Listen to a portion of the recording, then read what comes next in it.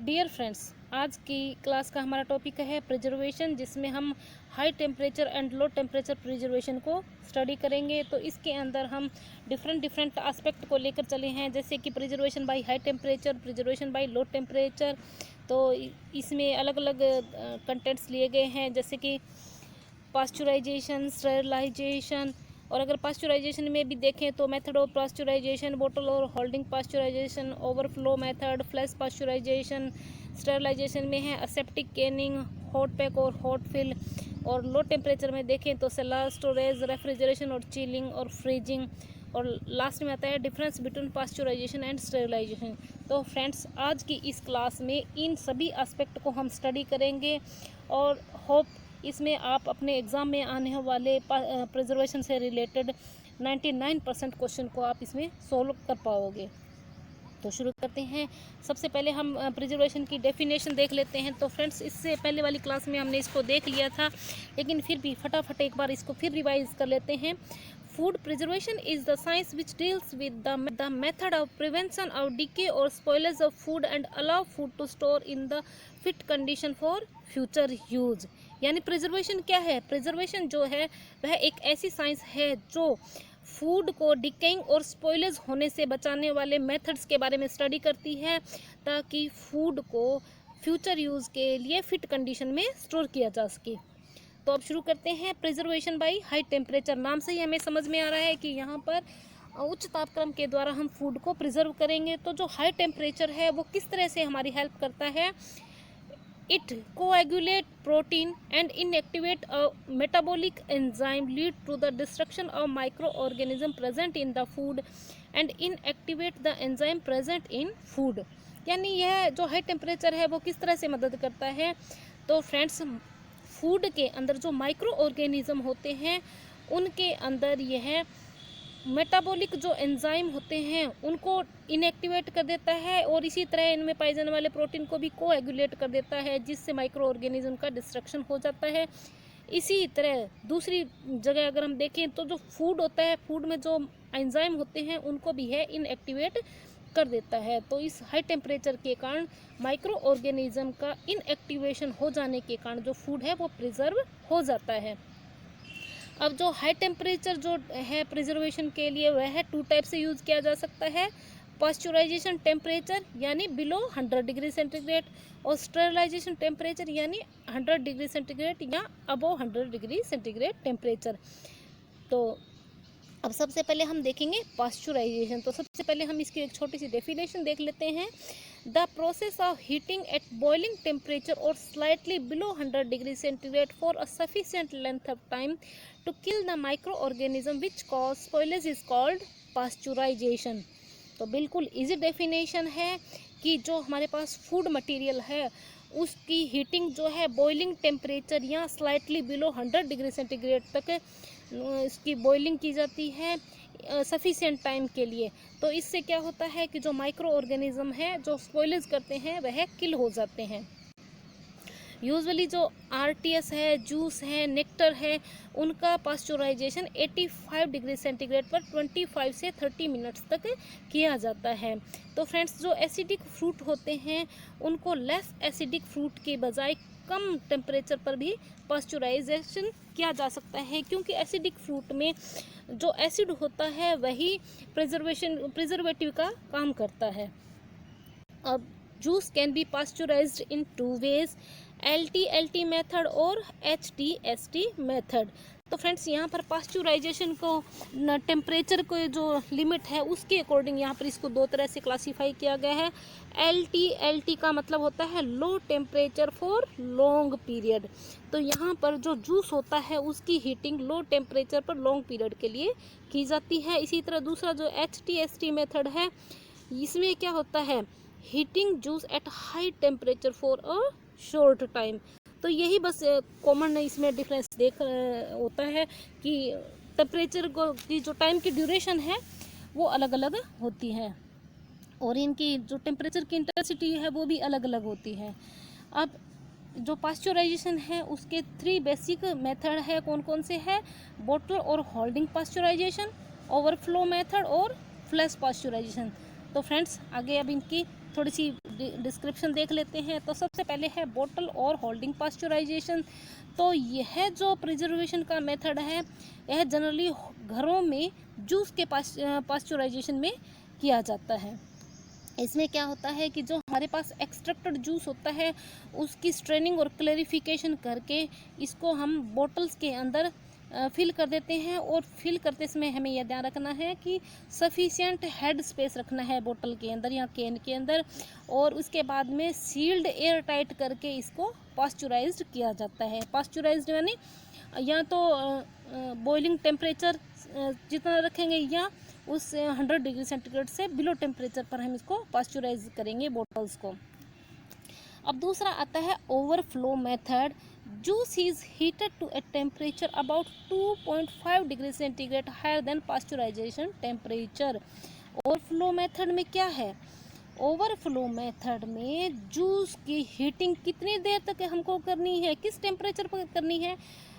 इसकी हीटिंग जो हमारे पास पास्चराइजेशन टेम्परेचर है उससे भी 2.5 डिग्री सेंटीग्रेड हाई टेम्परेचर पर हमें पास्चराइजेशन करना है। अब इसमें हमें प्रिकॉशन क्या रखनी है कि जो हम जूस की फिलिंग और सीलिंग कर रहे हैं उस टाइम जो टेम्परेचर है वह पास्चराइजेशन से नीचे नहीं जाना चाहिए। और इसी तरह जो सील्ड बोतल है उनका पास्चराइजेशन करने के लिए हमें क्या करना है कि जो फिलिंग और सीलिंग के टाइम जो टेम्परेचर था उससे लोअर टेम्परेचर नहीं जाना चाहिए। और यह जो ओवरफ्लो मेथड है वह ग्रेप जूस के लिए हाईली सुटेबल माना गया है। अब आते हैं फ्लैश पास्चराइजेशन। इसमें क्या होता है? The juice is heated rapidly to a temperature about 5.5 degree centigrade higher than pasteurization temperature for about a minute. Best for canning of natural juice, orange juice, grape and apple juices। तो friends pasteurisation, ये जो flash pasteurisation है उसमें क्या होता है कि जो फ्रूट जूस है उसकी रैपिडली हीटिंग की जाती है 1 मिनट तक, और यहाँ पर जो टेम्परेचर होता है वह पास्चराइजेशन से 5.5 डिग्री सेंटीग्रेड हाई रखा जाता है। तो फ्लैश पास्चराइजेशन जो है वह ऑरेंज जूस, ग्रेप्स और एप्पल जूस के लिए बेस्ट मेथड माना गया है। तो फ्लैश पास्चराइजेशन है उसके क्या क्या बेनिफिट है? इसमें जो हीटिंग है वह रैपिड हीटिंग की जाती है, इसलिए जो जूस है वह यूनिफॉर्मली क्लाउडी रहता है, और इसमें जो फ्लेवर है, विटामिन्स है, उनका मिनिमम लॉस हो पाता है। तो फ्रेंड्स यहाँ पर ये फ्लेवर है, इसके FLAVOR फ्लेवर है। अब आता है स्टेरिलाइजेशन। तो स्टेरिलाइजेशन में टेम्परेचर हमें कितना रखना है? 100 डिग्री सेंटीग्रेड या above 100 degree centigrade temperature. Temperature above 100 degree centigrade can only be obtained by using steam pressure sterilizer such as pressure cooker, autoclave, etc. तो फ्रेंड्स इतना 100 डिग्री सेंटीग्रेड से अब हम टेम्परेचर कैसे ले सकते हैं? इसके लिए हमको स्टीम प्रेशर स्टेरिलाइजर्स, प्रेशर कुकर और ऑटोक्लेव का यूज़ करना है। तो फ्रेंड्स जो स्टरलाइजेशन की प्रोसेस होती है उसमें माइक्रो ऑर्गेनिज्म का कंप्लीट डिस्ट्रक्शन हो जाता है, क्योंकि यहाँ पर बहुत ज़्यादा टेम्परेचर रखा जाता है। और अगर हम स्टरलाइजेशन का टाइम और टेम्परेचर देखें तो यह एसिडिक और नॉन एसिडिक फ्रूट या फूड के लिए अलग अलग होता है। तो सबसे पहले हम देखेंगे एसिडिक फूड, जैसे कि फ्रूट्स और टोमेटो प्रोडक्ट्स, इनके लिए स्टेरिलाइजेशन टेम्परेचर जो है 100 डिग्री सेंटीग्रेड फॉर 30 मिनट्स तक होता है। जो स्पोर फॉर्मिंग बैक्टीरिया होते हैं वह हाई एसिडिटी और हाई टेम्परेचर के लिए सेंसिटिव होते हैं, इसलिए 100 डिग्री सेंटीग्रेड पर 30 मिनट तक जब फूड को स्टेरिलाइज किया जाता है तो सभी माइक्रो ऑर्गेनिज्म किल हो जाते हैं। इसी तरह अब दूसरा देखते हैं नॉन एसिडिक फूड, जैसे कि ग्रीन पीस, ओकरा, बीन्स, इनके लिए स्टेरिलाइजेशन टेम्परेचर कितना होगा?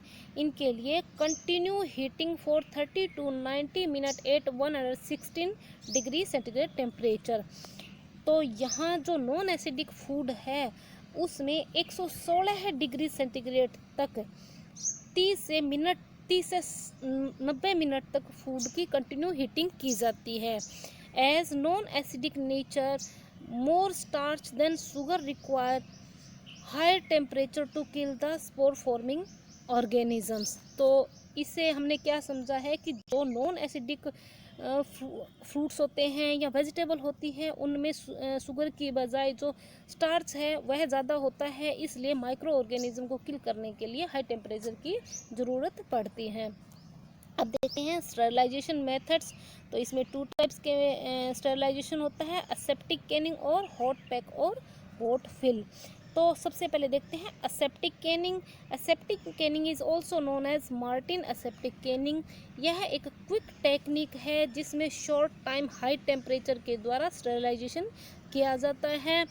और असेप्टिक कैनिंग में क्या होता है कि जो फूड मटेरियल होता है उसको कैन के आउटसाइड में स्टरलाइज किया जाता है और उसके बाद में इसको स्टेरलाइज्ड कैन्स के अंदर असेप्टिकली प्लेस कर दिया जाता है, रख दिया जाता है। एक बार फिर इसको समझ लेते हैं। असेप्टिक कैनिंग में क्या होता है कि जो फूड मटेरियल होता है उसको कैन के अंदर स्टेरलाइज नहीं करते हैं, उसको कैन के आउटसाइड में स्टेरलाइज किया जाता है और उसके बाद इसको स्टेरलाइज कैन में डाला जाता है। तो it is the more efficient method to improve the quality of the product and reduce the sterilisation time. नाम से ही समझ में आ रहा है कि इसमें स्टरलाइजेशन टाइम जो है बहुत कम लगता है। फिर आता है हॉट पैक और हॉट फिल। तो it is generally used in home for preparation of jam and other products. घरों में इसमें जो हम जैम वगैरह बनाते हैं उसमें हॉट पैक और हॉट फिल मेथड अपनाया जाता है। It refers to filling of previously pasteurized और sterilized food while still hot into clean but not necessarily sterile containers, not necessarily aseptical condition। तो फ्रेंड्स, असेप्टिक कैनिंग और hot pack और hot filling में क्या difference हुआ? Aseptic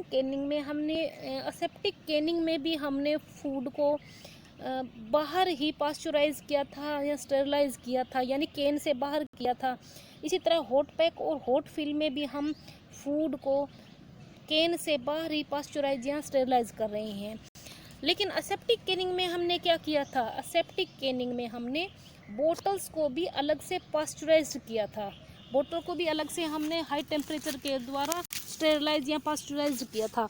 लेकिन hot pack और hot fill में क्या होता है कि फूड मटेरियल को हमने पास्चराइज्ड कर लिया है, स्टेरलाइज्ड कर लिया है, लेकिन इसमें जो कैन्स हम या काम में ले रहे हैं, जो बर्तन हम काम में ले रहे हैं, उसका स्टेरिलाइजेशन या असेप्टिक कंडीशन में होना ज़रूरी नहीं है। तो इसके पीछे क्या फैक्ट है? The fact is the heat of the food and some holding period before cooling render the container become sterile. तो यहाँ इस फैक्ट में बताया गया है कि हम चाहे स्टेराइल कंटेनर ले, चाहे वो असेप्टिक कंडीशन में हो या ना हो, या स्टेरल कंटेनर हो या ना हो, उस स्थिति में भी जो हम हॉट मटेरियल या फूड मटेरियल उसमें डालेंगे तो उस हॉट मटेरियल की जो होल्डिंग पीरियड है उस टाइम जो वो कंटेनर है वह अपने आप स्टेराइल हो जाता है। तो इसका अगर हम एग्जांपल देखें तो जो जैम मेकिंग है घरों में वो इसी मेथड से की जाती है। अब देखते हैं प्रिजर्वेशन बाय लो टेम्परेचर। तो निम्न तापक्रम के द्वारा हम कैसे प्रिजर्व कर सकते हैं या इसके पीछे क्या लॉजिक है? तो इसमें देखते हैं, the lower the temperature the greater the retardation of microbial growth and enzyme reaction. तो फ्रेंड्स, इस फैक्ट से हम समझ पा रहे हैं कि जितना ज़्यादा लोअर टेम्परेचर होगा उतना ही microbial growth enzymatic reaction retard होंगी, उतनी ही कम वो रिएक्शन होगी। तो अब हम यहाँ पर लो टेम्परेचर के अलग अलग मेथड्स देखते हैं। तो इसमें आता है सेलर स्टोरेज, रेफ्रिजरेशन और चिलिंग और फ्रीजिंग। तो यह तीनों मेथड ही लो टेम्परेचर प्रिजर्वेशन के मेथड है। इनकी अगर हम आगे डिटेल देखेंगे तो सबसे पहले देखते हैं सेलर स्टोरेज, जहाँ पर टेम्परेचर जो है अबाउट 15 डिग्री सेंटीग्रेड रखा जाता है। तो सेलर क्या होता है? Seller means underground rooms. तो यह प्रैक्टिस जो है मेनली विलेजेस के अंदर की जाती है और इसमें क्या होता है कि विंटर मंथ्स के टाइम क्या होता है, जो रूट क्रॉप्स है, पोटैटो, अनियन, एप्पल और इसी के सिमिलर जो अदर फूड होते हैं उनको लिमिटेड पीरियड के लिए इन सेलर्स यानी अंडरग्राउंड रूम्स के अंदर रखा जाता है। अब देखते हैं रेफ्रिजरेशन और चिलिंग। तो फ्रेंड्स, चिलिंग के लिए टेम्परेचर जो है 0 से 5 डिग्री सेंटीग्रेड तक रखा जाता है। इसमें आइस और मैकेनिकल रेफ्रिजरेशन के द्वारा फूड को प्रिजर्व किया जाता है। The best storage temperature for many food is slightly above 0 degree centigrade. यानी अगर स्टोरेज टेम्परेचर देखें लो टेम्परेचर के अंदर, तो slightly above 0 degree centigrade temperature जो है वह बेस्ट रहता है फूड के प्रिजर्वेशन के लिए। तो इससे क्या होता है कि जो सेमी पेरिशेबल फूड जैसे कि पोटैटो, एप्पल या अदर फूड और वेजिटेबल्स होती है, उनको फ्यू डेज से लेकर मैनी वीक्स तक इस टेम्परेचर पर हम स्टोर कर सकते हैं और इनकी अवेलेबिलिटी जो है थ्रू आउट द ईयर बनी रहती है। और इसी तरह मार्केट में इनका जो प्राइस है वह भी स्टेबलाइज रहते हैं। यानी अगर हम रेफ्रिजरेशन और चिलिंग से अगर प्रिजर्व कर रहे हैं तो उस स्थिति में जो फूड मटेरियल है उसकी availability through out the year बनी रह सकती है। अब देखते हैं फ्रीजिंग। तो फ्रीजिंग में क्या होता है, temperature fall below the freezing point of water, यानी -18 से लेकर -40 डिग्री सेंटीग्रेड तक यह टेम्परेचर चला जाता है। फ्रीजिंग का मतलब फ्रीज कर देना चीज़ों को। तो जो मोस्ट पेरिशेबल फूड मटेरियल होता है उसको काफ़ी मंथ्स तक स्टोर करने के लिए या प्रिजर्व करने के लिए यह फ्रीजिंग मेथड अपनाया जाता है। और जो माइक्रो ऑर्गेनिज्म की ग्रोथ है, जो एंजाइमेटिक एक्टिविटी है, वह फ्रीजिंग की कंडीशन में बिल्कुल मिनिमम हो जाती है। अब देखते हैं क्विक फ्रीजिंग। तो नाम से ही हमें समझ आ रहा है कि जो हमारे पास फूड मटेरियल है उसको 90 मिनट या लेस मिनट के अंदर क्विक फ्रोज़न किया जाता है। और यह किस तरह से किया जा सकता है, तो इसके लिए 3 अलग अलग मेथड है। सबसे पहले है placing food in contact with the coil through which the refrigerant flows. यानी इससे आपने क्या समझा है कि जो फूड मटेरियल होता है उसको हमें किसके कांटेक्ट में रखना है, उसको हमें जो कॉइल्स होती है जहाँ से रेफ्रिजरेंट फ्लो होता है वहाँ उसके कांटेक्ट में इस फूड मटेरियल को रखना है। दूसरा क्विक फ्रीजिंग का मेथड है ब्लास्ट फ्रीजिंग। और इसमें ब्लास्ट फ्रीजिंग में क्या किया जाता है, cold air is blown across the food, यानी जो हमारे पास फूड मटेरियल है उसके अंदर से कोल्ड एयर को फ्लो किया जाता है। और थर्ड आता है dipping in liquid nitrogen. Liquid nitrogen में रखकर भी फूड को प्रिजर्व किया जा सकता है। तो जो क्विक फ्रोज़न फूड होते हैं उनकी क्वालिटी और फ्रेशनेस जो है वह रूम टेम्परेचर पर लाने पर भी बनी रहती है। ऐसा इसलिए होता है कि जो क्विक फ्रोज़न फूड होते हैं उनके अंदर स्मॉल आइस क्रिस्टल फॉर्मेशन होती है, जिससे फूड है वह ख़राब नहीं होता है, डिस्ट्रक्शन नहीं होता है, वह वापस ओरिजिनल कंडीशन में आ जाता है।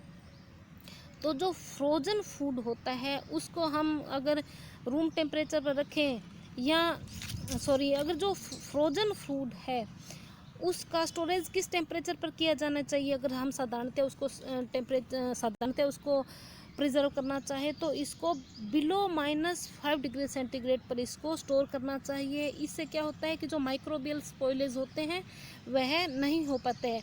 और अगर इसे हाई पर रखते हैं तो जो माइक्रोबियल एक्टिविटी है वह बहुत ज़्यादा हो जाएगी और हाई टेम्परेचर पर फूड जो है स्पॉइल हो जाएगा। इसी तरह फ्रेंड्स आपने ब्लांचिंग नाम सुना होगा। तो जो नॉन एसिडिक फ्रूट्स हैं या वेजिटेबल्स होती है उसके अंदर एंजाइमेटिक एक्टिविटी को कम करने के लिए या ऑफ फ्लेवर को डेवलपमेंट को रोकने के लिए फ्रीजिंग करने से पहले यह जो वेजिटेबल्स है या सब्जियां हैं, फ्रूट्स हैं, इनको 80 डिग्री सेंटीग्रेड टेम्परेचर पर बॉइलिंग वाटर में रख के ब्लांचिंग की क्रिया की जाती है। और अगर हम जूस को प्रिजर्व करने की बात कहें तो जूस को प्रिजर्व करने का बेस्ट मेथड है फ्रीजिंग। प्रॉपरली फ्रोजन जो जूस होता है उसकी फ्रेशनेस और कलर और अरोमा जो है लॉन्ग टाइम तक बनी रहती है। और अब देखते हैं लास्ट में डिफरेंस बिटवीन पास्चराइजेशन और स्टेरिलाइजेशन। तो फ्रेंड्स हमें दोनों को अलग अलग डिफ्रेंशिएट करने की ज़रूरत नहीं है। यहाँ पर मैं एक पास्चराइजेशन को ही बताऊँगी, उससे आप स्टेरिलाइजेशन को भी डिफ्रेंशिएट कर पाओगे। जैसे पास्चराइजेशन से क्या होता है, partial destruction of micro organism. तो फ्रेंड्स जो पास्चराइजेशन होता है उसमें माइक्रो ऑर्गेनिज्म का कंप्लीट डिस्ट्रक्शन नहीं होता है, इसमें पार्शियल डिस्ट्रक्शन होता है। लेकिन स्टेरिलाइजेशन एक ऐसी प्रोसेस है जिसमें जो माइक्रो ऑर्गेनिज्म है वह कम्प्लीटली डिस्ट्रॉय हो जाते हैं। इसी तरह पास्चराइजेशन में टेम्परेचर बिलो 100 डिग्री सेंटीग्रेड रखा जाता है, लेकिन अगर स्टेरिलाइजेशन की बात करें तो यह टेम्परेचर अबव 100 डिग्री सेंटीग्रेड होता है। इसी तरह लास्ट अगर देखें तो पास्चराइजेशन जो है नॉर्मली फ्रूट्स के प्रिजर्वेशन के लिए किया जाता है, लेकिन स्टेरिलाइजेशन की प्रोसेस ऐसी प्रोसेस है जिसे फ्रूट और वेजिटेबल दोनों के लिए ही किया जा सकता है। तो फ्रेंड्स, आज की क्लास में हमने टेम्परेचर, हाई टेम्परेचर और लो टेम्परेचर से कैसे फूड मटेरियल को प्रिजर्व कर सकते हैं, इस सब को स्टडी किया है। Friends, hope you enjoyed this video. Thanks for watching.